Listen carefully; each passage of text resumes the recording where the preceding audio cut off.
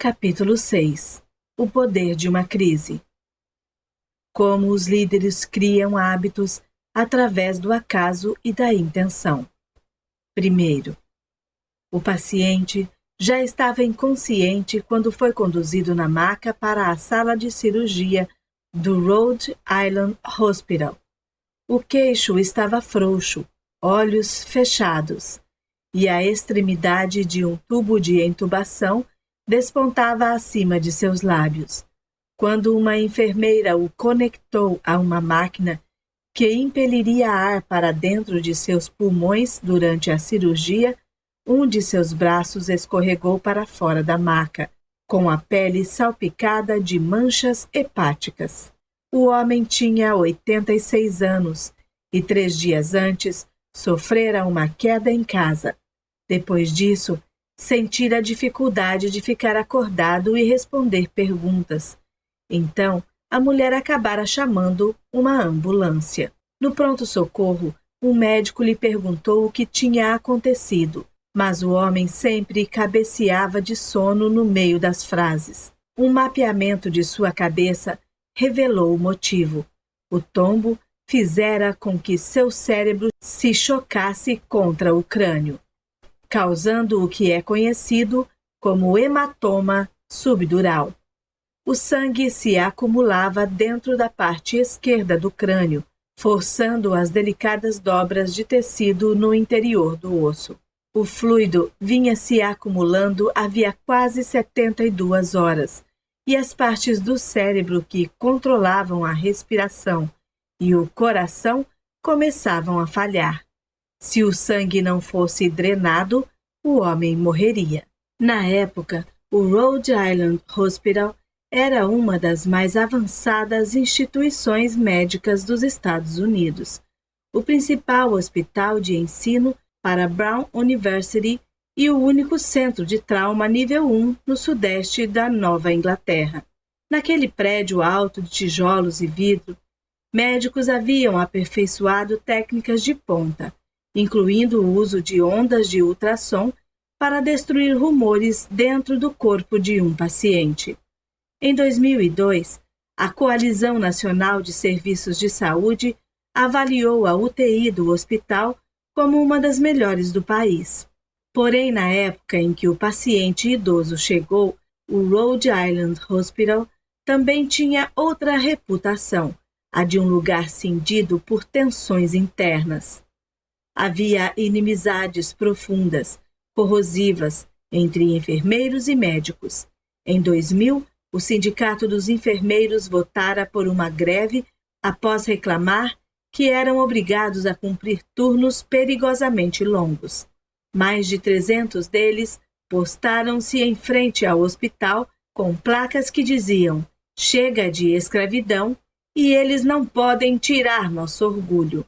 Este lugar pode ser horrível", um enfermeiro se lembra de ter dito a um repórter. "Os médicos conseguem fazer você sentir que não vale nada, que é descartável, como se devesse agradecer por arrumar a bagunça que eles deixam para trás." Os administradores acabaram concordando em limitar a hora extra obrigatória dos enfermeiros, mas as tensões continuaram a crescer. Alguns anos depois, um cirurgião estava se preparando para uma cirurgia abdominal de rotina quando uma enfermeira pediu que eles fizessem um intervalo. Essas pausas são um procedimento padrão na maioria dos hospitais, um jeito de os médicos e funcionários garantirem que não vão cometer erros. A equipe de enfermagem do Rhode Island Hospital insistia na questão dos intervalos, principalmente depois que um cirurgião acidentalmente extraíra as amígdalas de uma menina que deveria fazer uma cirurgia oftalmológica. Os intervalos serviam para pegar esses erros antes que eles acontecessem. Na cirurgia abdominal, quando a enfermeira da sala pediu que a equipe se reunisse em volta do paciente para fazer um intervalo e discutir o plano, o médico foi em direção à porta. "Por que você não assume a liderança?" o cirurgião disse à enfermeira. Vou sair da sala para dar um telefonema. Bata na porta quando estiverem prontos. Você também deveria participar, doutor, ela respondeu. Você consegue dar conta, disse o cirurgião, andando até a porta. Doutor, eu não acho que isso seja apropriado. O médico parou e olhou para ela. Se eu quiser saber sua opinião, eu pergunto, ele disse. Nunca mais questione minha autoridade. Se não consegue fazer seu trabalho, saia da droga da minha sala de cirurgia. A enfermeira liderou o intervalo, chamou o médico uns poucos minutos depois e o procedimento ocorreu sem complicações. Ela nunca mais contradisse um médico e nunca dizia nada quando outras políticas de segurança eram ignoradas. Alguns médicos eram ótimos, outros uns monstros. Me contou uma enfermeira que trabalhou no Rhode Island Hospital, em meados dos anos 2000. Nós o chamávamos de fábrica de vidro, porque a sensação era de que a qualquer minuto tudo podia se estraçalhar. Para lidar com essas tensões, a equipe desenvolvera regras informais, hábitos exclusivos daquela instituição, que ajudavam a evitar os conflitos mais óbvios. Os enfermeiros, por exemplo, sempre checavam 2 vezes os pedidos dos médicos, que tendiam a errar e, em silêncio, garantiam que as doses corretas fossem registradas. Dedicavam um tempo a mais só para escrever de forma legível nas fichas dos pacientes, para evitar que um cirurgião com pressa fizesse o corte errado. Uma enfermeira me contou que desenvolveram um sistema de cores para alertar uns aos outros. Escrevíamos os nomes dos médicos em cores diferentes nos quadros brancos, ela dizia. Azul significava legal, vermelho significava imbecil, e preto queria dizer não o contradiga em hipótese alguma, senão ele corta sua cabeça.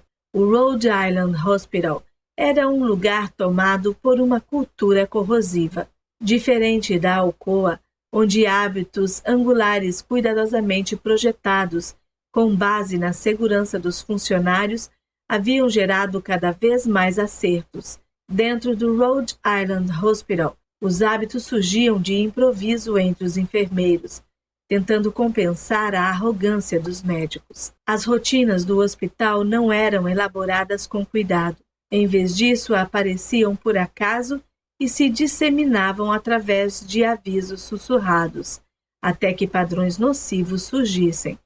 Isso pode acontecer dentro de qualquer organização em que os hábitos não são deliberadamente planejados. Assim como escolher os hábitos angulares certos podem gerar mudanças incríveis, escolher os errados podem gerar desastres. E quando os hábitos dentro do Rhode Island Hospital implodiam, causavam erros terríveis. Quando os funcionários do pronto-socorro viram as imagens do cérebro do homem de 86 anos com o hematoma subdural e imediatamente mandaram uma mensagem por pager para o neurocirurgião de plantão. Ele estava no meio de uma cirurgia de coluna vertebral, mas quando recebeu a mensagem, afastou-se da mesa de operação e olhou as imagens da cabeça do homem idoso numa tela de computador. O cirurgião mandou seu assistente, um enfermeiro clínico, ir até o pronto-socorro e pedir que a esposa do homem assinasse um formulário de consentimento autorizando a cirurgia. Ele terminou sua cirurgia de coluna. Meia hora depois, o homem idoso foi trazido para a mesma sala de operação. Os enfermeiros estavam correndo de um lado para o outro. O idoso inconsciente foi colocado na mesa. Um enfermeiro pegou seu formulário de consentimento e sua ficha médica. Doutor, disse o enfermeiro, olhando a ficha do paciente, o formulário de consentimento não diz onde é o hematoma. O enfermeiro folheou os papéis. Não havia uma indicação clara de qual lado da cabeça devia ser operado. Todo o hospital depende de papéis para orientar as cirurgias. Antes que qualquer corte seja feito, o paciente ou um parente seu deve assinar um documento aprovando cada procedimento e verificando os detalhes. Num ambiente caótico, onde até uma dezena de médicos e enfermeiros podem lidar com um mesmo paciente entre o pronto-socorro e o quarto de recuperação, os formulários de consentimento são as instruções que mantêm o controle do que deve acontecer. Exceto em caso de emergência, ninguém deve entrar em cirurgia sem um formulário de consentimento assinado e detalhado. Eu vi os exames antes, disse o cirurgião.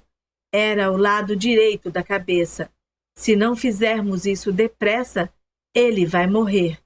Talvez devêssemos puxar as imagens de novo, disse o enfermeiro, andando em direção a um computador. Por motivos de segurança, os computadores do hospital ficavam bloqueados após 15 minutos de inatividade. Levaria pelo menos 1 minuto até que o enfermeiro logasse no sistema e carregasse as imagens do cérebro do paciente na tela. Não dá tempo, disse o cirurgião. Me disseram que o coração dele está parando. Temos que aliviar a pressão. E se nós acharmos a família? Perguntou o enfermeiro. Se é isso que você quer, então ligue para a porra do pronto-socorro e ache a família. Enquanto isso, vou salvar a vida dele. O cirurgião arrancou os papéis da mão do enfermeiro, escreveu direito no formulário de consentimento e o rubricou. Pronto, ele disse. Temos que operar imediatamente. O enfermeiro trabalhava no Rhode Island Hospital fazia 1 ano. Entendia a cultura do hospital. Sabia que o nome daquele cirurgião muitas vezes era escrito em preto no grande quadro branco do corredor, sinalizando aos enfermeiros que tomassem cuidado. As regras tácitas naquele contexto eram claras. O cirurgião sempre vence. O enfermeiro largou a ficha e afastou-se enquanto o médico posicionava a cabeça do idoso num suporte que fornecia acesso ao lado direito do crânio. Raspou o cabelo e aplicou antisséptico. O plano era abrir o crânio e aspirar o sangue acumulado em cima do cérebro. O cirurgião cortou um pedaço do couro cabeludo, expôs o crânio e encostou uma broca no osso branco. Começou a empurrar até a ponta atravessar com um pequeno estalo. Fez mais 2 furos e usou uma serra para cortar um pedaço triangular do crânio do homem. Embaixo estava a dura mater, a membrana translúcida que envolve o cérebro. Oh, meu Deus!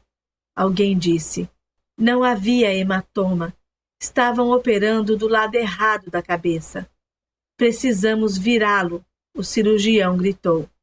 O triângulo de osso foi recolocado com pequenas placas e parafusos de metal, e o couro cabeludo do paciente foi suturado. Sua cabeça foi virada para o outro lado, e depois mais uma vez raspada, desinfetada, cortada e perfurada até que um triângulo de crânio pudesse ser removido. Dessa vez, o hematoma estava imediatamente visível, um volume escuro que vazou como um xarope grosso quando a dura mater foi furada. O cirurgião aspirou o sangue e a pressão dentro do crânio do homem baixou imediatamente. A cirurgia, que deveria ter levado cerca de 1 hora, durara quase o dobro.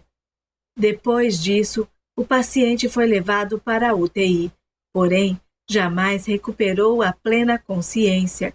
2 semanas depois, morreu. Uma investigação posterior concluiu que era impossível determinar precisamente a causa mortis, mas a família do paciente argumentou que o trauma do erro médico sobrecarregara seu corpo já frágil, que o estresse de retirar 2 pedaços de crânio, o tempo adicional de cirurgia e o atraso na evacuação do hematoma o tinham forçado além do limite. Alegavam que não fosse o erro, o homem talvez ainda estivesse vivo. O hospital pagou um acordo em dinheiro e o cirurgião foi proibido de trabalhar no Rhode Island Hospital novamente. Um acidente desse tipo, alguns enfermeiros afirmaram depois, era inevitável. Os hábitos institucionais do Rhode Island Hospital eram tão disfuncionais que era só uma questão de tempo até que o erro grave ocorresse. Não são apenas os hospitais que alimentam padrões perigosos, é claro. Hábitos organizacionais destrutivos podem ser encontrados em centenas de ramos de atividades e em milhares de empresas, e quase sempre são fruto de negligência, de líderes que evitam pensar na cultura e, portanto, deixam que ela se desenvolva sem orientação. Não existem organizações sem hábitos organizacionais. Há apenas lugares onde eles são concebidos deliberadamente e lugares onde são criados sem planejamento. Por isso, muitas vezes, brotam de rivalidades ou de medo. Porém, às vezes, mesmo hábitos destrutivos podem ser transformados por líderes que sabem aproveitar as oportunidades certas. Às vezes, no calor de uma crise, os hábitos certos surgem. Segundo, quando An Evolutionary Theory of Economic Change, uma teoria evolucionária da mudança econômica, foi publicado pela primeira vez em 1982, muito poucas pessoas fora da academia deram atenção a esse livro. Sua capa sem graça e sua primeira frase desencorajadora. Neste volume, desenvolvemos uma teoria evolucionária das capacidades e comportamento de empresas comerciais operando num ambiente de mercado e construímos e analisamos uma série de modelos consistentes com essa teoria. Pareciam quase formuladas para afugentar os leitores. Os autores Richard Nelson e Sidney Winter, professores de Yale, eram mais conhecidos por uma série de artigos intensamente analíticos, explorando a teoria de Schumpeter, que mesmo a maioria dos doutorandos não fingia entender. Dentro do mundo da estratégia comercial e da teoria organizacional, no entanto, o livro explodiu como uma bomba. Ele logo foi aclamado como um dos textos mais importantes do século. Professores de economia começaram a falar dele para seus colegas em escolas de administração de negócios, que começaram a falar dele para diretores executivos em conferências, que logo começaram a citar Nelson e Winter dentro de corporações tão diferentes como a General Electric, a Pfizer e a Starwood Hotels. Nelson e Winter tinham passado mais de uma década examinando como as empresas funcionavam, arrastando-se por pântanos de dados antes de chegar à sua conclusão central. Boa parte do comportamento de uma empresa, eles escreveram, é melhor entendida como um reflexo de hábitos gerais e orientações estratégicas provenientes do passado da empresa, e não como resultado de uma pesquisa detalhada dos ramos remotos da árvore de decisões. Ou, colocando em termos que se usam fora da economia teórica, pode parecer que a maioria das organizações faz escolhas racionais com base na tomada de decisões deliberadas. Porém, não é de modo algum assim que as empresas funcionam. Em vez disso, elas são guiadas por hábitos organizacionais de longa data, padrões que muitas vezes surgem das decisões independentes de milhares de empregados. E esses hábitos têm impactos mais profundos do que qualquer pessoa entendia antes. Por exemplo, pode parecer que o executivo-chefe de uma confecção de roupas tomou a decisão no ano passado de mostrar um cardigã vermelho na capa do catálogo após estudar cuidadosamente dados de vendas e marketing. Mas, na verdade, o que realmente aconteceu foi que o vice-presidente sempre visita sites dedicados a tendências da moda japonesa, onde o vermelho esteve em alta na primavera passada, e os marqueteiros da firma costumam perguntar a seus amigos quais cores estão na moda, e os executivos da empresa, voltando de sua viagem anual aos desfiles de Paris, disseram ouvir falar que os estilistas de empresas rivais estavam usando novos pigmentos magenta. Todos esses pequenos inputs, frutos de padrões descoordenados entre executivos, batendo papo sobre concorrentes e conversando com seus amigos, infiltraram-se nas rotinas mais formais de pesquisa e desenvolvimento da empresa, até que um consenso surgiu. O vermelho será popular este ano. Ninguém tomou uma decisão independente e deliberada. Em vez disso, dezenas de hábitos, processos e comportamentos convergiram até que parecesse que o vermelho era a escolha inevitável. Esses hábitos organizacionais ou rotinas, como Nilson e Winter os chamaram, são de uma importância enorme, pois sem eles a maioria das empresas jamais conseguiria fazer trabalho algum. As rotinas fornecem as centenas de regras tácitas de que as empresas precisam para funcionar. Elas permitem que os funcionários experimentem novas ideias sem ter que pedir permissão a cada passo. Proporcionam uma espécie de memória organizacional para que os gerentes não precisem reinventar o processo de vendas a cada 6 meses, nem entrar em pânico toda vez que um vice-presidente sai da empresa. As rotinas reduzem a incerteza. Um estudo sobre esforço de recuperação após terremotos no México e em Los Angeles, por exemplo, descobriu que os hábitos dos agentes de assistência, que eles carregavam de um desastre para outro, o que incluíam coisas como estabelecer redes de comunicação, contratando crianças para levar mensagens entre bairros, eram absolutamente cruciais, pois sem eles a formulação e implementação de políticas ficaria perdida numa selva de detalhes. Mas um dos benefícios mais importantes das rotinas é que elas criam tréguas entre grupos ou indivíduos potencialmente conflitantes dentro de uma organização.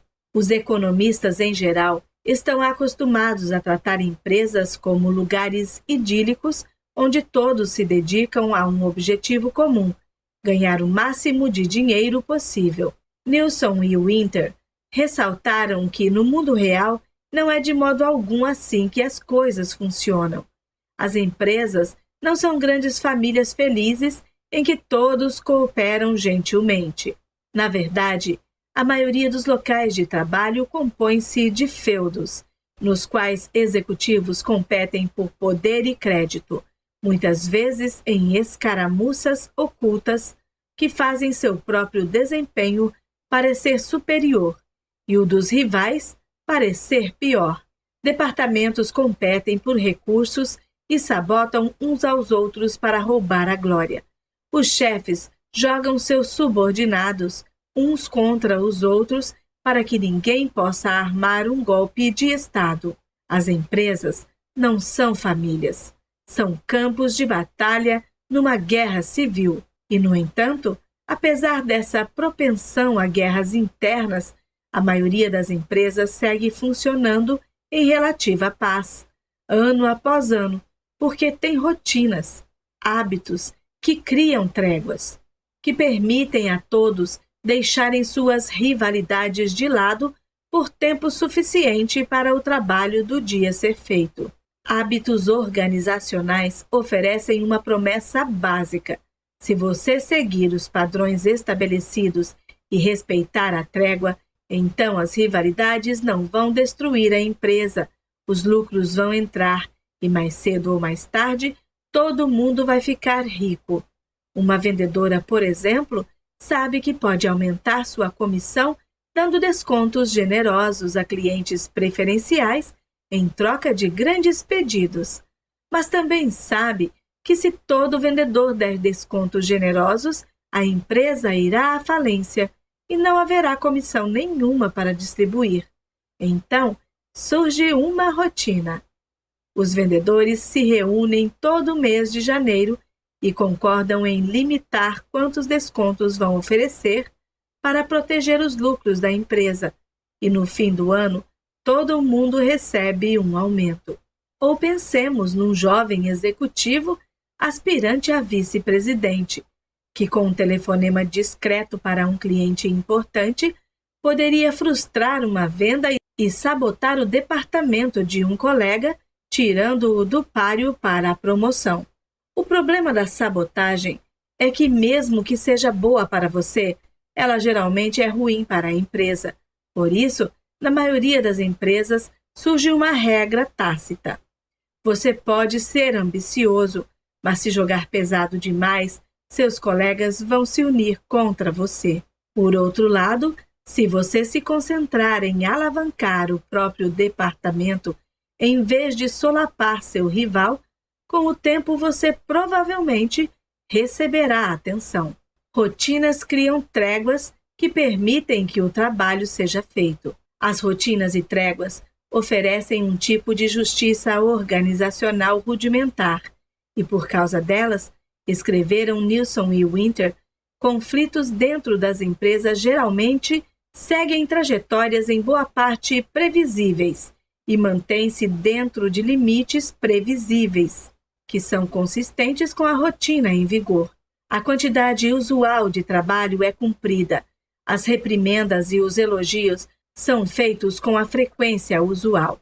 Ninguém está tentando pilotar um navio organizacional para fazer uma curva fechada na esperança de derrubar um rival para fora. Na maior parte do tempo, as rotinas e tréguas funcionam perfeitamente. As rivalidades continuam existindo, é claro, mas devido aos hábitos institucionais, são mantidas dentro dos limites e a empresa prospera. No entanto, às vezes mesmo uma trégua se mostra insuficiente. Em outras, como descobriu o Rhode Island Hospital, uma paz instável pode ser tão destrutiva quanto uma guerra civil. Em algum lugar no seu escritório, enterrado numa gaveta da mesa, provavelmente há um manual que você recebeu no primeiro dia de trabalho.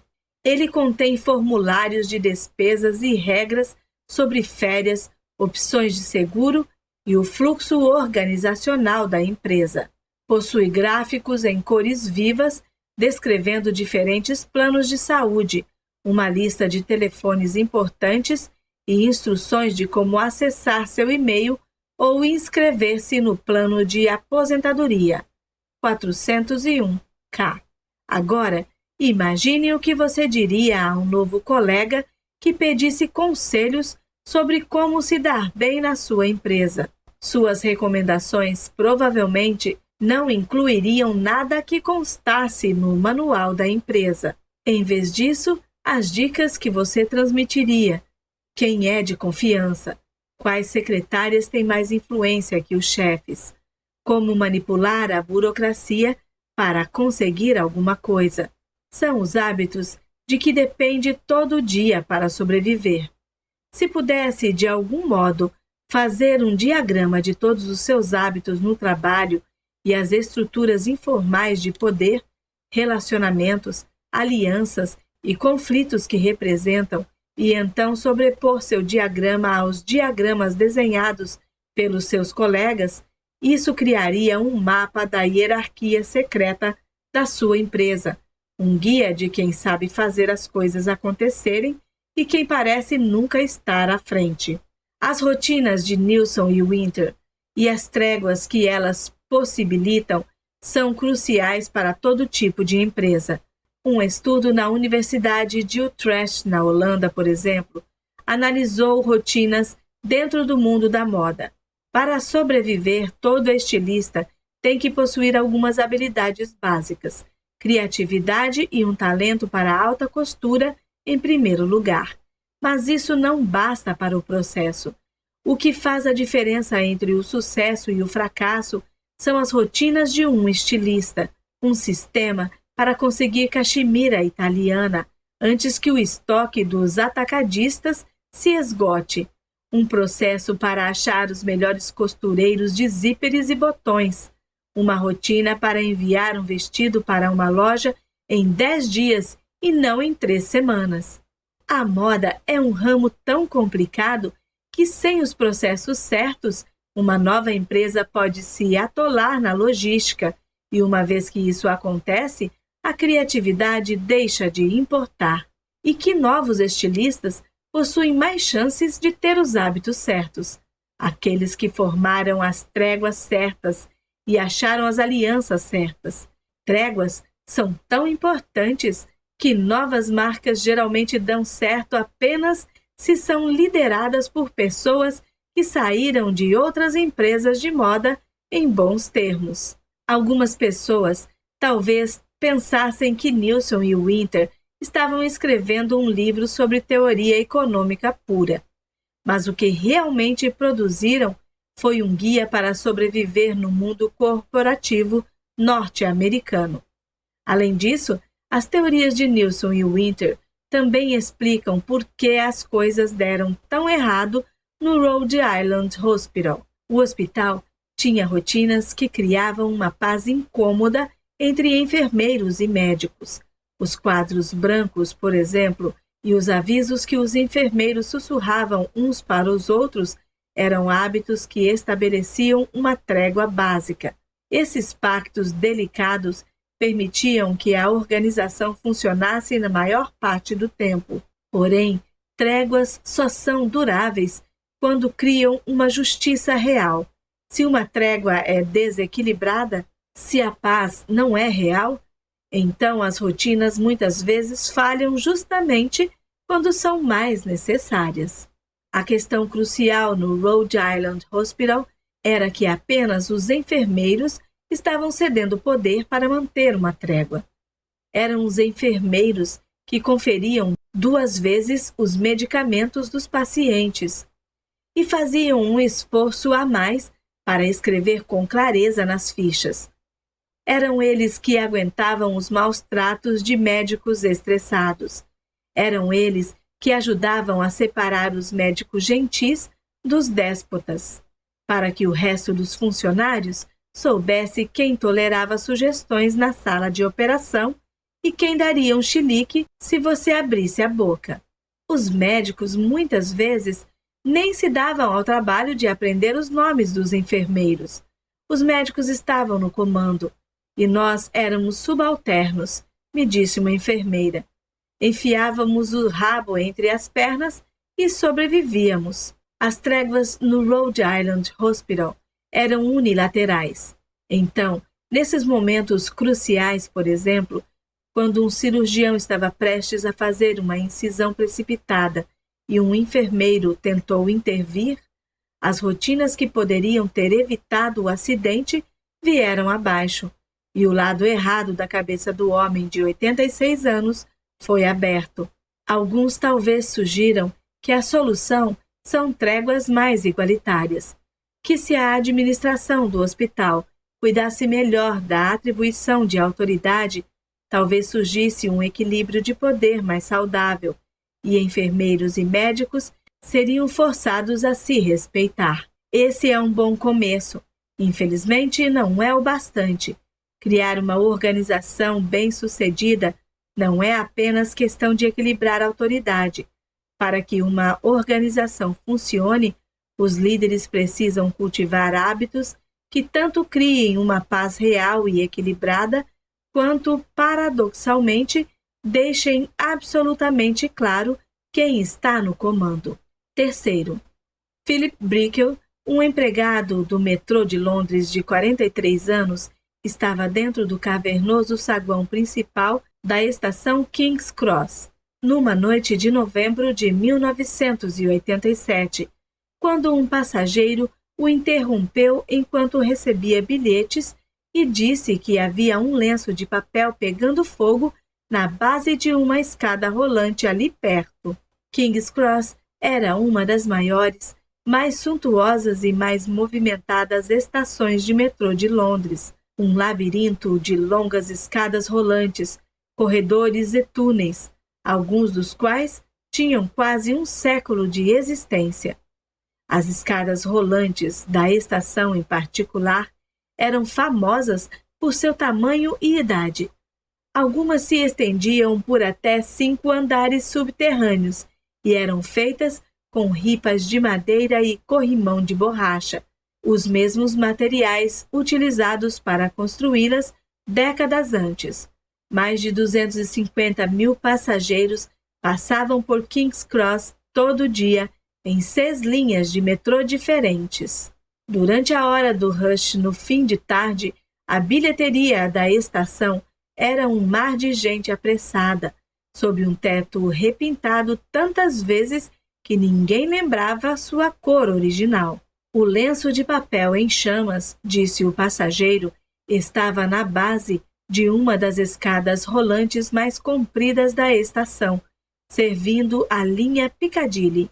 Brickell imediatamente deixou seu posto, desceu pela escada rolante até a plataforma, achou o lenço fumegante e, com uma revista enrolada, apagou o fogo.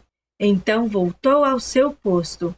Brickell não investigou mais a fundo. Não tentou descobrir por que o lenço estava queimando, ou se ele talvez tivesse voado de um incêndio maior em algum outro lugar dentro da estação. Não mencionou o incidente para outro empregado, nem telefonou para os bombeiros. Outro departamento era responsável pela segurança contra incêndios, e Brickell, atento às rígidas divisões que governavam o metrô, não era bobo de se meter em território alheio. Além disso, mesmo se ele tivesse investigado a possibilidade de um incêndio, não saberia o que fazer com qualquer informação que descobrisse.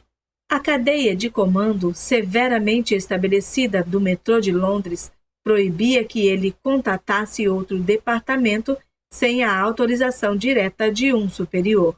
E as rotinas do metrô, transmitidas de funcionário a funcionário, lhe diziam que ele não devia jamais, em nenhuma circunstância, se referir em voz alta a nada dentro de uma estação como um incêndio para evitar que os passageiros entrassem em pânico. Não era assim que as coisas funcionavam.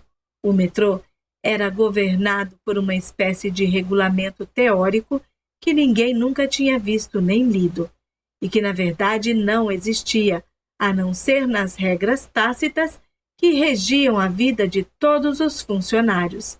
Fazia décadas que o metrô vinha sendo administrado pelos 4 barões, os chefes de engenharia civil, elétrica, mecânica e de sinalização, e dentro de cada um de seus departamentos havia chefes e subchefes que protegiam sua autoridade com unhas e dentes. Os trens partiam na hora, porque todos os 19 mil empregados do metrô cooperavam num sistema delicado que passava passageiros e trens entre dezenas, às vezes centenas de mãos o dia inteiro. Mas essa cooperação dependia de um equilíbrio de poder entre cada um dos 4 departamentos e todos os seus subchefes. Um equilíbrio que, por sua vez, dependia de milhares de hábitos aos quais os empregados aderiam. Esses hábitos criavam uma trégua entre os 4 barões e seus representantes. E dessa trégua surgiam políticas que diziam a Brickell: procurar incêndios não é tarefa sua. Mantenha-se na sua área. Mesmo no nível mais alto, um diretor não costumava invadir o território do outro. Um investigador observaria depois. Sendo assim, o diretor de engenharia não se preocupava se os funcionários da operação estavam adequadamente treinados em segurança contra incêndios e procedimentos de evacuação, pois considerava esses assuntos como sendo da alçada da diretoria de operações. Assim, Brickell não disse nada sobre o lenço de papel em chamas. Em outras circunstâncias, aquilo talvez fosse um detalhe insignificante.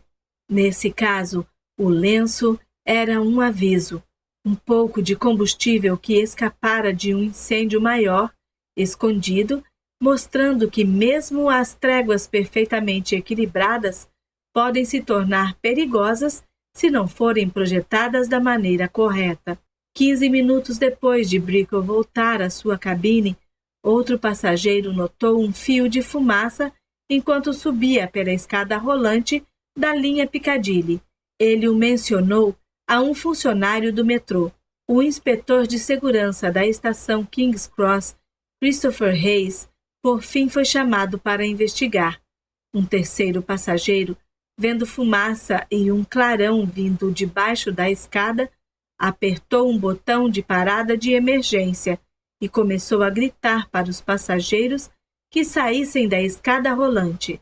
Um policial viu uma leve névoa esfumaçada dentro do túnel comprido da escada rolante e, na metade de baixo, chamas começando a despontar acima dos degraus.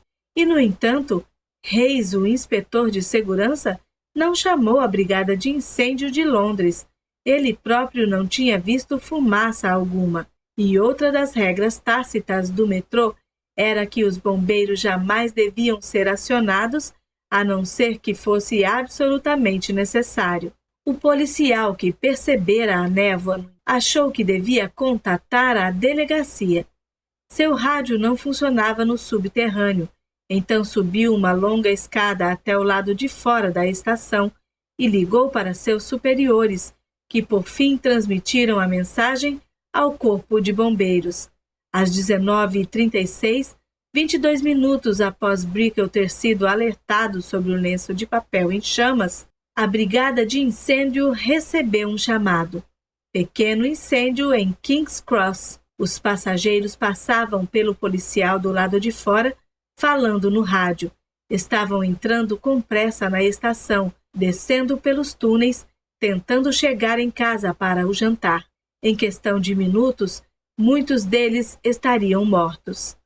Às 19h36, um funcionário do metrô interditou com cordas a entrada da escada rolante da linha Piccadilly, e outro começou a direcionar as pessoas para outra escada. Havia novos trens chegando em intervalos de poucos minutos. As plataformas pelas quais os passageiros saíam dos vagões do metrô estavam apinhadas.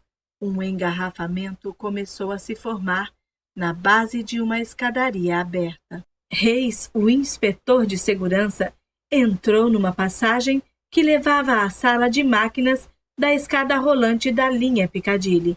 No escuro, havia um conjunto de controles para um sistema de sprinklers, projetado especificamente para combater incêndios em escadas rolantes. Ele fora instalado alguns anos antes, depois que um incêndio em outra estação levara a uma série de relatórios preocupantes sobre os riscos de um incêndio repentino. Mais de 20 estudos e advertências tinham dito que o metrô estava despreparado para incêndios e que os funcionários precisavam ser treinados no uso de sprinklers e extintores, que ficavam posicionados em todas as plataformas de trem. 2 anos antes, o vice-chefe assistente da Brigada de Incêndio de Londres escrevera ao diretor de operações ferroviárias reclamando dos hábitos de segurança dos funcionários do metrô. Estou seriamente preocupado, dizia a carta. Insisto com toda a ênfase possível para que sejam dadas instruções claras de que a qualquer suspeita de incêndio, a brigada de incêndio seja contatada sem demora. Isso pode salvar vidas. No entanto, Hayes, o inspetor de segurança, nunca viu essa carta, pois ela foi enviada para uma divisão diferente daquela em que ele trabalhava, e as políticas do metrô jamais foram reescritas de modo a incorporar o aviso. Ninguém dentro de King's Cross entendia como usar o sistema de sprinklers das escadas rolantes, nem estava autorizado a usar os extintores, pois eles estavam controlados por outro departamento. Hayes esqueceu completamente que o sistema de sprinklers existia. As tréguas que governam o metrô garantiam que cada pessoa soubesse o seu lugar, mas não deixavam espaço para descobrir nada além do que ela tinha a obrigação de saber. Hayes passou correndo pelos controles dos sprinklers, sem ao menos olhar de relance para eles. Quando chegou às salas das máquinas, foi quase vencido pelo calor. O incêndio já era grande demais para ser combatido. Ele correu de volta para o saguão principal. Havia uma fila de gente parada nas máquinas de bilhetes e centenas de pessoas circulando pelo recinto, indo para as plataformas ou saindo da estação. Hayes achou um policial. Temos que parar os trens e tirar todo mundo daqui, ele disse. O incêndio está fora de controle. Está se espalhando por tudo. Às 19h42, quase meia hora depois do lenço de papel em chamas, o primeiro bombeiro chegou a King's Cross. Ao entrar na bilheteria, viu uma fumaça preta e densa começando a serpentear rente ao teto. Os corrimãos de borracha das escadas rolantes tinham começado a queimar. Conforme o cheiro ardido de borracha queimada se espalhava, os passageiros na bilheteria foram percebendo que havia algo errado.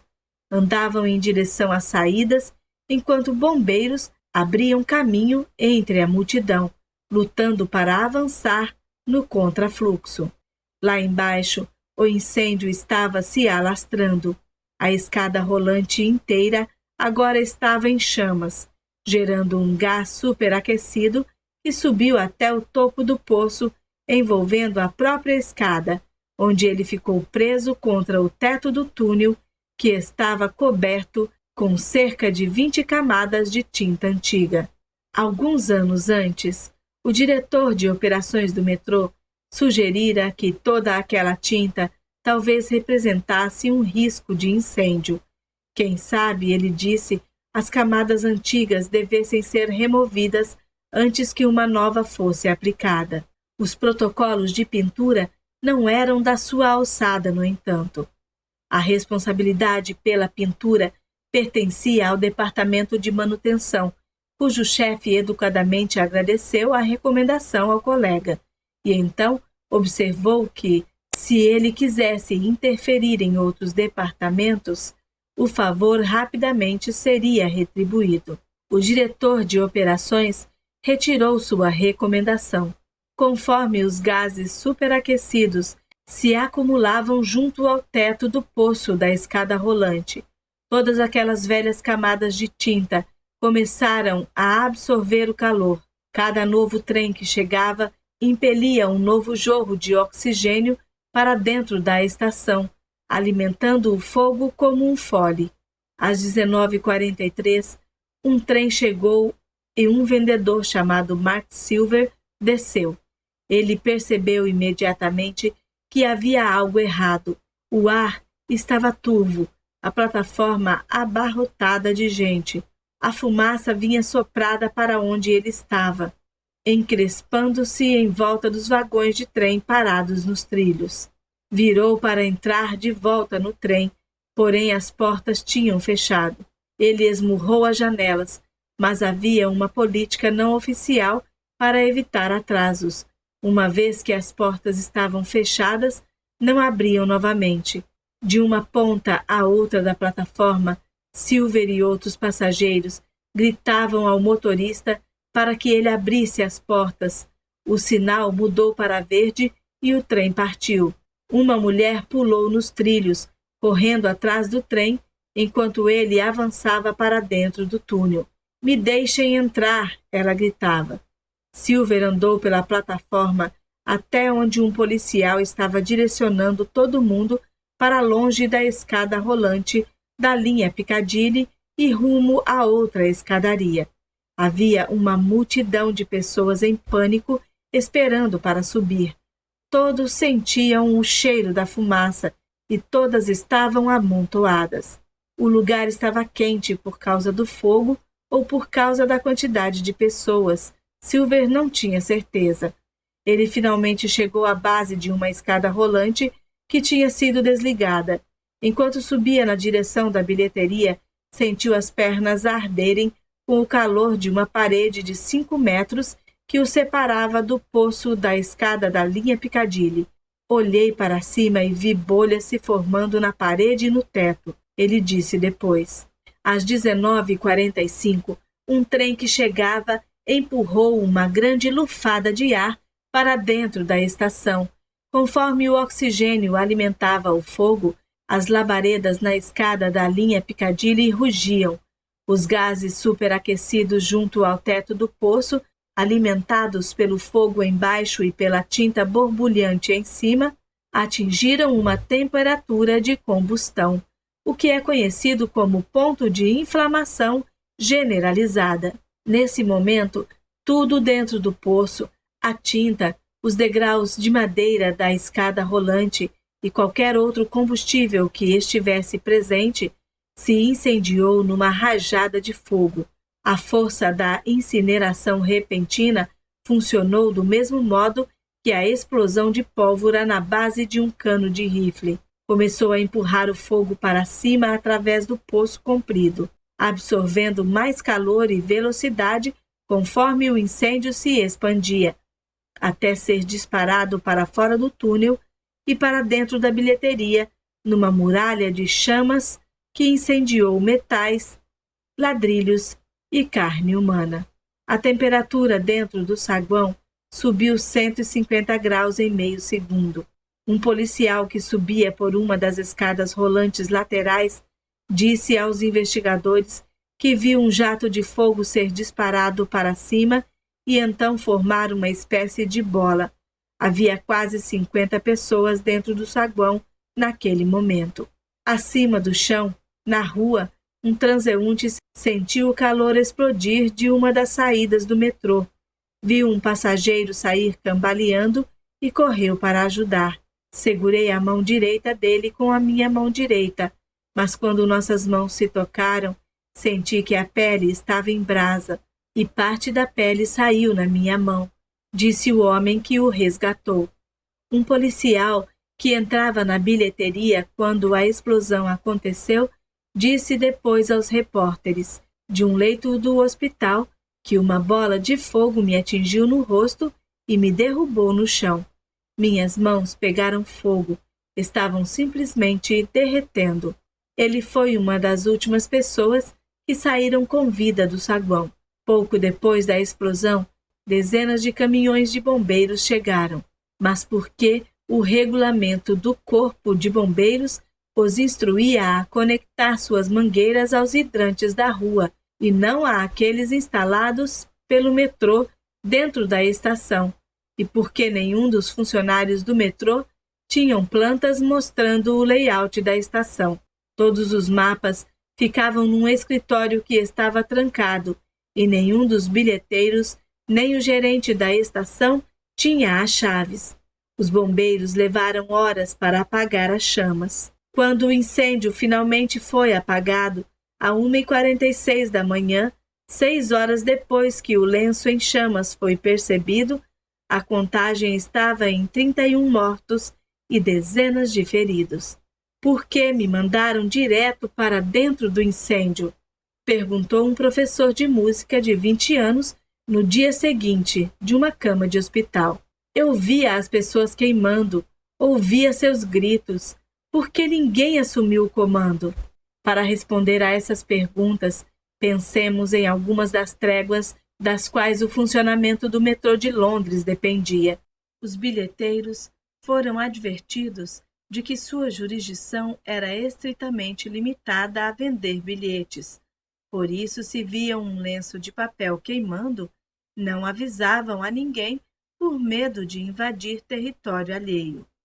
Os funcionários da estação não eram treinados para usar o sistema de sprinklers nem os extintores, pois esse equipamento era supervisionado por um departamento diferente. O inspetor de segurança da estação nunca viu uma carta da Brigada de Incêndio de Londres advertindo sobre riscos de incêndio, pois ela foi enviada para o diretor de operações e informações como essa não eram compartilhadas entre os departamentos. Os funcionários eram instruídos a contatar a Brigada de Incêndio apenas como último recurso, para não gerar um pânico desnecessário entre os passageiros.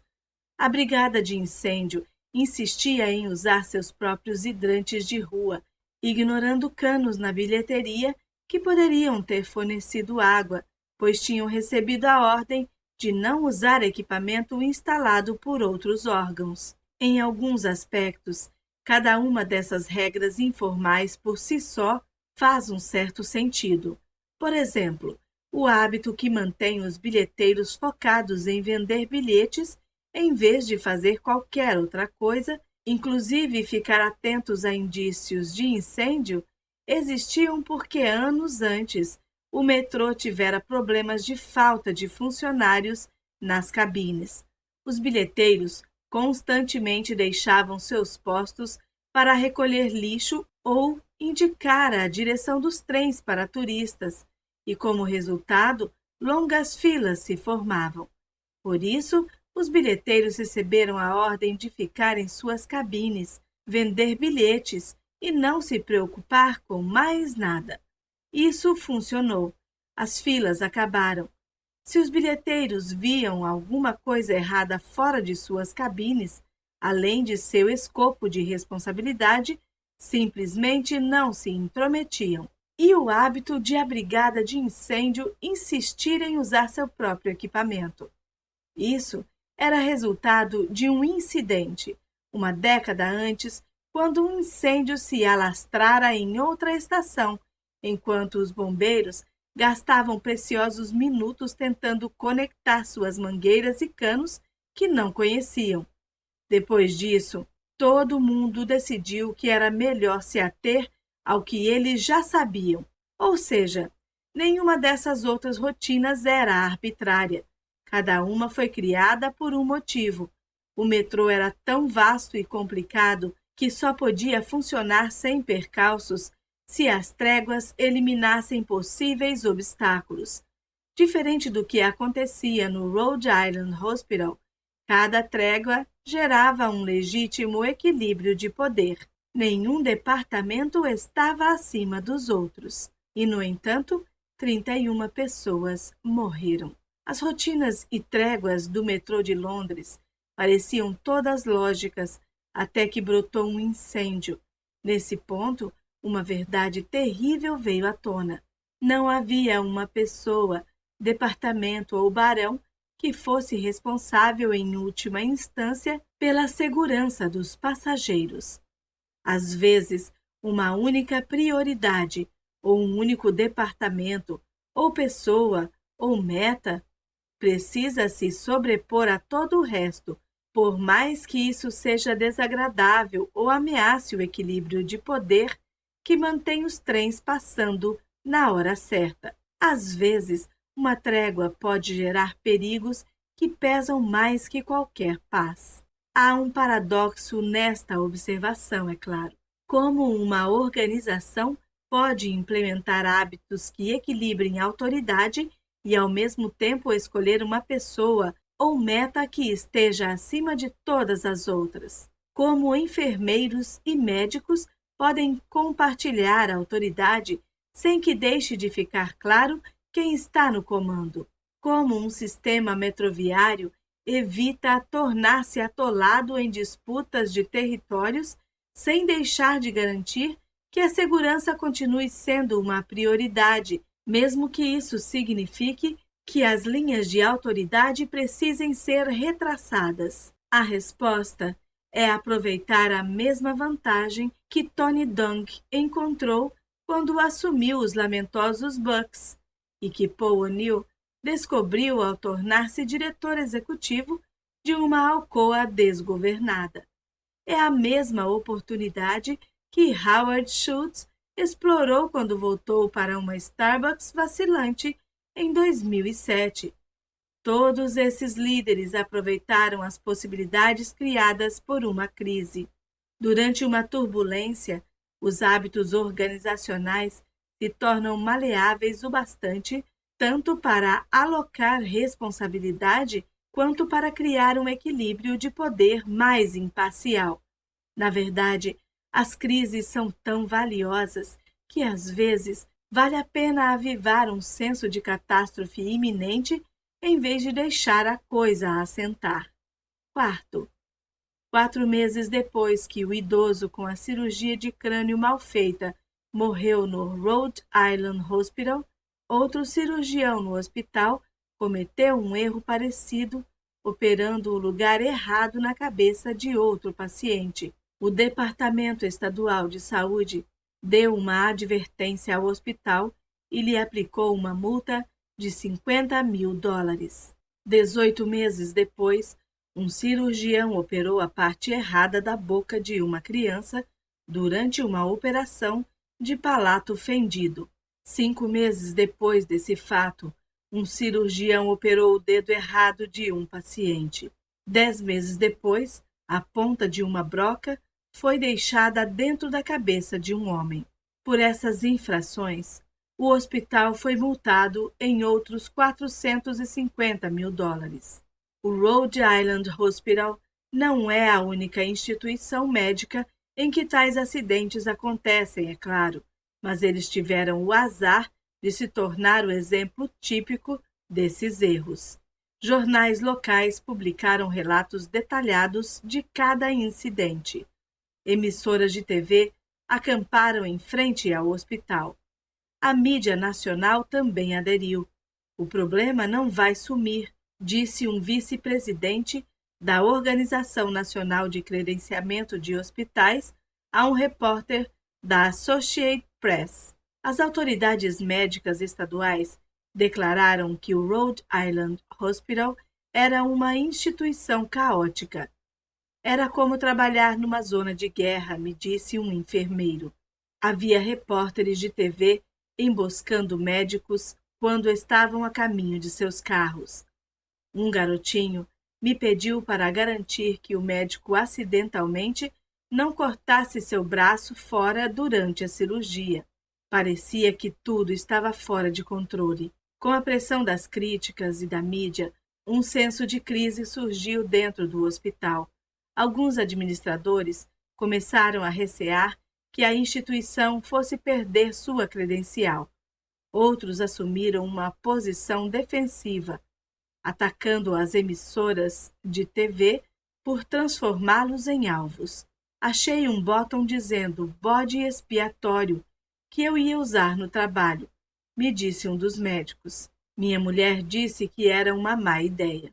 Então, uma administradora, a doutora Mary Rich Cooper, que se tornara agente-chefe de qualidade poucas semanas antes da morte do homem de 86 anos, se pronunciou. Em reuniões com os administradores e funcionários do hospital, Cooper disse que eles estavam encarando a situação de um jeito totalmente errado. Todas essas críticas não eram uma coisa ruim, ela disse. Na verdade, o hospital tinha em mãos uma oportunidade que poucas organizações recebiam. Eu vi aquilo como uma abertura, me disse a doutora Cooper. Há um longo histórico de hospitais que tentaram atacar esses problemas e fracassaram. Às vezes, as pessoas precisam de uma sacudida. E toda essa publicidade negativa foi uma sacudida séria. Isso nos deu uma chance de reexaminar tudo. O Rhode Island Hospital fechou todas as unidades de cirurgia eletiva durante um dia inteiro, uma despesa enorme, e submeteu todos os funcionários a um programa de treinamento intensivo que enfatizava o trabalho em equipe e realçava a importância de dar autonomia aos enfermeiros e à equipe médica. O chefe de neurocirurgia renunciou e um novo líder foi escolhido. O hospital convidou o Centro de Transformação de Serviços de Saúde, uma coalizão de instituições médicas de liderança, para ajudar a reformular suas medidas de segurança cirúrgica. Os administradores instalaram câmeras de vídeo nas salas de operação para garantir que os intervalos ocorressem, e as checklists tornaram-se obrigatórias em toda a cirurgia. Um sistema computadorizado permitia que qualquer empregado do hospital relatasse anonimamente problemas que pusessem em risco a saúde dos pacientes. Algumas dessas iniciativas tinham sido propostas no Rhode Island Hospital em anos anteriores, mas sempre tinham sido derrubadas. Os médicos e enfermeiros não queriam que ninguém filmasse suas cirurgias, nem que outros hospitais dissessem a eles como fazer seu trabalho. Porém, uma vez que o Rhode Island Hospital foi tomado por um senso de crise, todo mundo tornou-se mais aberto à mudança. Outros hospitais fizeram alterações semelhantes após a ocorrência de erros e reduziram índices de erros que uns poucos anos antes tinham parecido impossíveis de melhorar. Assim como o Rhode Island Hospital, essas instituições descobriram que uma reforma geralmente só é possível uma vez que um senso de crise se instala.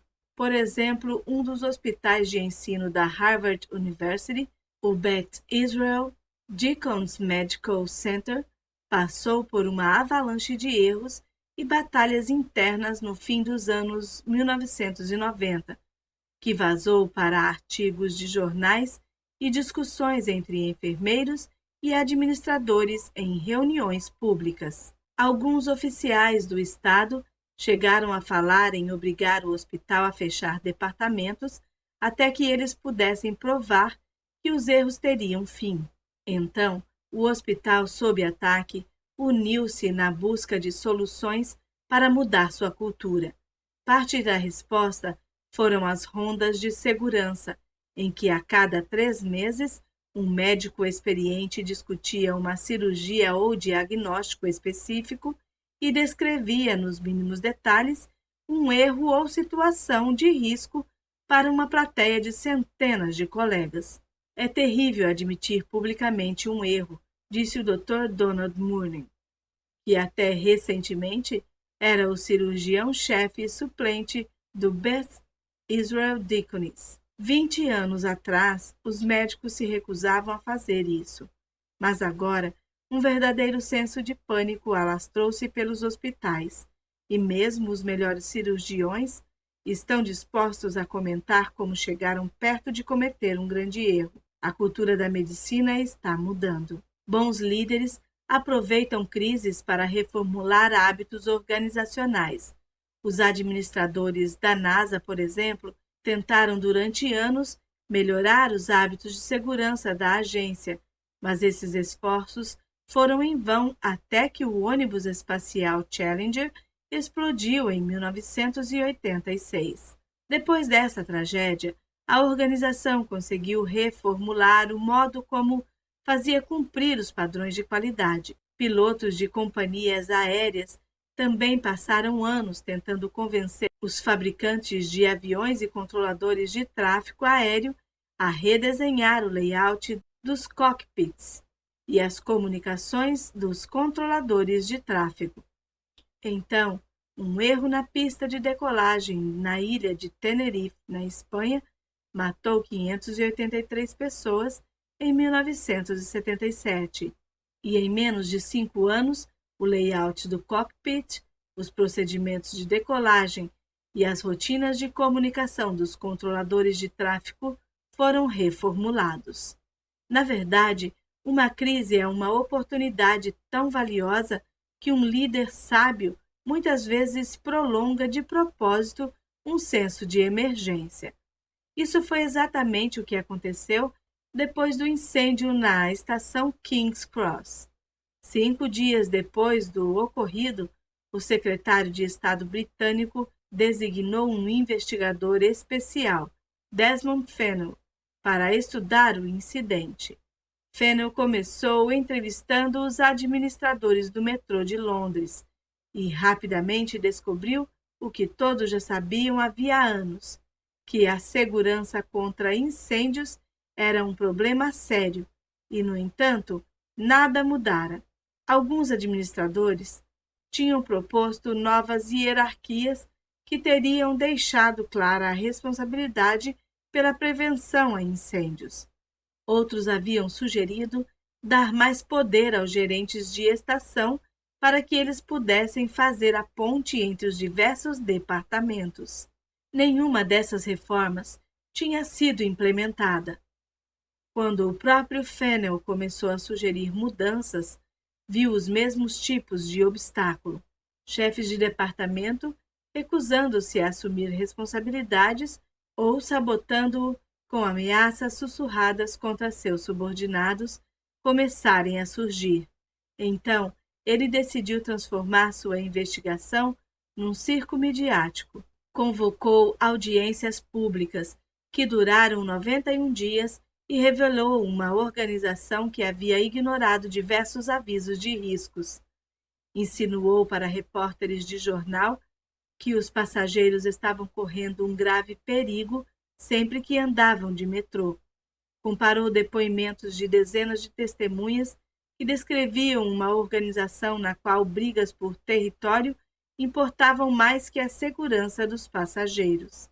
Seu relatório final, entregue quase um ano após o incêndio, era uma denúncia feroz contra o metrô. Um documento de 250 páginas retratando uma organização debilitada pela incompetência burocrática. Originalmente, uma investigação sobre os eventos de uma única noite. Escreveu Fennell. O escopo do relatório precisou ser ampliado para o exame de um sistema. Ele concluiu com páginas e mais páginas de críticas mordazes e recomendações que basicamente sugeriam que boa parte da organização era incompetente ou corrupta. A reação foi instantânea e esmagadora. Passageiros fizeram piquete nos escritórios do metrô. Os administradores da organização foram demitidos. Aprovou-se uma série de novas leis e a cultura do metrô foi reformulada. Hoje, cada estação tem um gerente cuja responsabilidade primária é a segurança dos passageiros, e cada funcionário tem a obrigação de informar mesmo o menor indício de risco. Todos os trens ainda passam na hora, mas os hábitos e as tréguas do metrô ajustaram-se apenas o suficiente para deixar claro quem é o responsável, em última instância, pela prevenção a incêndios, e todos têm autonomia para agir, por mais que possam estar invadindo o território alheio. Os mesmos tipos de alterações são possíveis em qualquer empresa na qual os hábitos institucionais, por ignorância ou negligência, tenham criado tréguas nocivas. Uma empresa com hábitos disfuncionais não pode mudar de um dia para o outro simplesmente porque um líder manda. Em vez disso, os executivos sábios procuram momentos de crise ou criam a percepção de uma crise e cultivam a sensação de que algo precisa mudar, até que todos finalmente estejam prontos para reformular os padrões com os quais convivem todos os dias. Nunca se deve desperdiçar uma crise séria, disse Ron Emanuel, em uma conferência de executivos-chefes na sequência do colapso financeiro global de 2008, logo após ter sido designado como chefe de gabinetes do presidente Obama. Esta crise oferece a oportunidade de fazermos coisas que não era possível fazer antes. Logo em seguida, a administração Obama convenceu um Congresso antes relutante a aprovar seu plano de incentivo de 787 bilhões de dólares. O Congresso também sancionou a Lei de Reforma do Sistema de Saúde, reformulou as leis de proteção ao consumidor e aprovou dezenas de outros estatutos, desde expandir a cobertura de saúde infantil até proporcionar às mulheres novas oportunidades de processar empregadores por discriminação salarial. Foi uma das maiores reformas políticas desde a Great Society e o New Deal. E isso aconteceu porque, no rastro deixado por uma catástrofe financeira, os legisladores enxergaram oportunidades. Algo semelhante aconteceu no Rhode Island Hospital, após a morte do homem de 86 anos e os outros erros cirúrgicos. Desde que os novos procedimentos de segurança do hospital foram totalmente implementados em 2009, nunca mais fizeram uma cirurgia no lugar errado. O hospital recentemente ganhou um Beacon Award, o mais prestigiado prêmio de enfermagem de tratamento intensivo, e menções honrosas do Colégio Americano de Cirurgiões pela qualidade do tratamento contra o câncer. O mais importante, dizem os enfermeiros e médicos que trabalham lá, é que o Rhode Island Hospital parece um lugar totalmente diferente. Em 2010, uma jovem enfermeira chamada Alison Howard entrou numa sala de operação para dar assistência numa cirurgia de rotina. Ela tinha começado a trabalhar na sala de operação fazia 1 ano.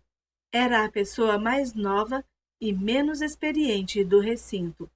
Antes de a cirurgia começar, toda a equipe cirúrgica reuniu-se em volta do paciente desacordado para fazer um intervalo. O cirurgião foi lendo um checklist pregada na parede que detalhava cada passo da operação. Ok, último passo, ele disse antes de pegar o bisturi. Alguém tem alguma dúvida antes de começarmos? O médico já realizara centenas de cirurgias como aquela. Tinha uma sala cheia de diplomas e prêmios. Doutor, disse Howard, com seus 27 anos, quero lembrar a todos que temos que fazer uma pausa entre o primeiro e o segundo procedimento. Você não mencionou isso, e eu só queria garantir que lembrássemos. Era o tipo de comentário que uns poucos anos antes talvez tivesse lhe valido uma reprimenda ou acabado com a carreira dela. Obrigado por acrescentar isso, disse o cirurgião. Vou lembrar de mencionar isso da próxima vez. Certo, ele disse. Vamos começar. Sei que esse hospital passou por períodos difíceis, Ward me disse depois.